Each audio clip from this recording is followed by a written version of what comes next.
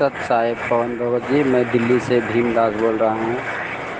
मैं आपसे ये पूछना चाहता हूँ कि इतने सारे सबूत हम लोगों के पास आपके पास मौजूद है, तो क्या हम लोग इधर से मैनेजमेंट के खिलाफ केस नहीं कर सकते हैं? ज्ञान आधार से जवाब दीजिए सत साहेब।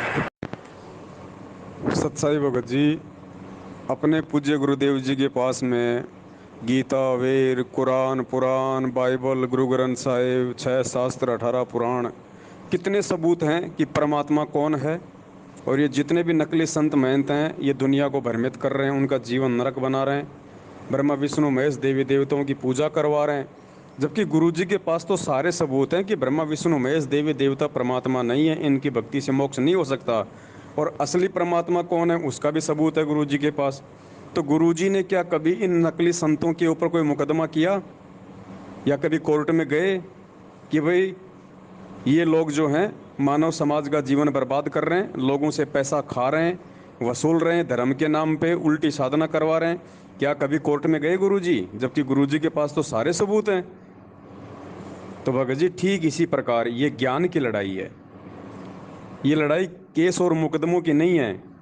ना तो आप और हमारी इतनी औकात है कि हम केस और मुकदमे लड़ सकें, ना हमारे पास में इतना कोई पैसा है कि हम लोग कोर्ट में जाके खड़े हो सकें।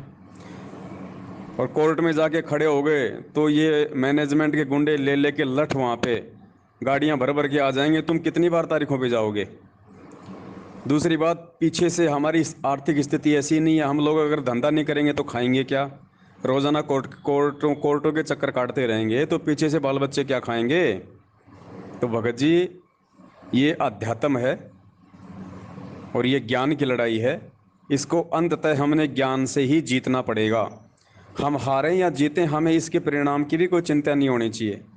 हमने ज्ञान आधार से आगे बढ़ते रहना है, लोगों को हकीकत बतानी है, सच्चाई बतानी है।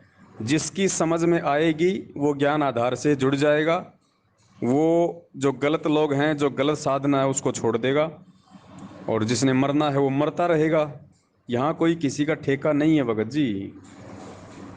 बहुत सारी बातें हैं, दास इस पे भी वीडियो बना चुका है, आज से पहले भी बहुत सारे भक्तों ने ऐसे सवाल किए थे, और यही सवाल करते करते वो लोग एक दिन गुरुजी से दूर हो गए। क्योंकि भगत जी, हम किसका मुकदमा लड़ने जा रहे हैं, इस चीज़ को विचार करना चाहिए। क्या हमारे मुकदमा लड़ने से गुरुजी बाहर आएंगे? अगर आज हम भक्तों के मुकदमा लड़ने से गुरुजी को जमानत मिल गई तो दुनिया गुरुजी को परमात्मा कहाँ मानेगी? वो तो ये कहेंगे कि अगर भगवान था तो अपने दम पे आता, इसको तो इसके चेलों ने बाहर निकाला है, ये काहे का भगवान है? जैसे आज आप और हम ज्ञान होने के बाद रामचंद्र जी के विषय में कह रहे हैं कि रामचंद्र जी की पत्नी को रावण उठा ले गया था, अपनी पत्नी को छुड़वाने के लिए उसने करोड़ों लोग मरवा दिए। काहे का भगवान था? भगवान था तो अपनी पत्नी को अपने हिसाब से लेके आता। दुनिया क्यों मरवाई? वो कौन सा धर्म युद्ध था, कौन सा सीमाओं का युद्ध था? उसकी पत्नी को रावण उठा ले गया। अगर वो भगवान था, उसके बाजुओं में दम थी, तो अपनी पत्नी को अकेला लेके आता। रावण भी तो अकेला उठा के लेके गया था, कोई सेना थोड़ी लाया था।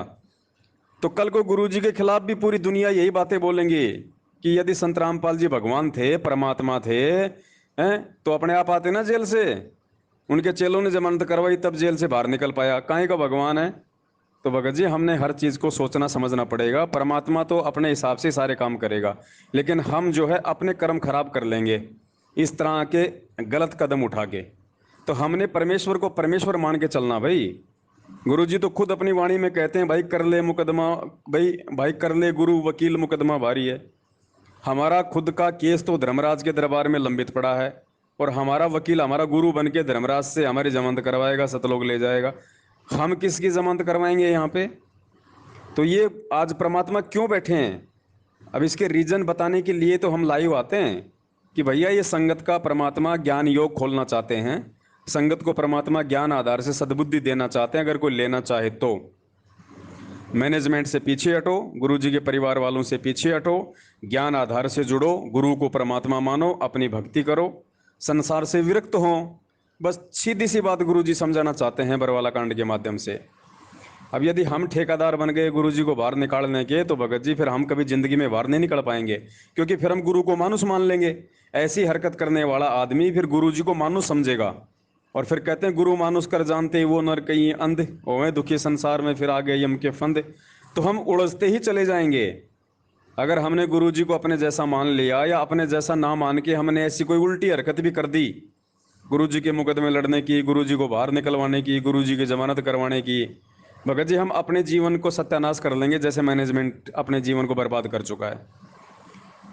तो ये परमात्मा है, ये अपने काम अपने हिसाब से करेगा। इसने हमें जो ड्यूटी दे रखी है वर्तमान में, हमने केवल उतना ही काम करना है मर्यादा में रह के, इससे ज़्यादा नहीं भगत जी।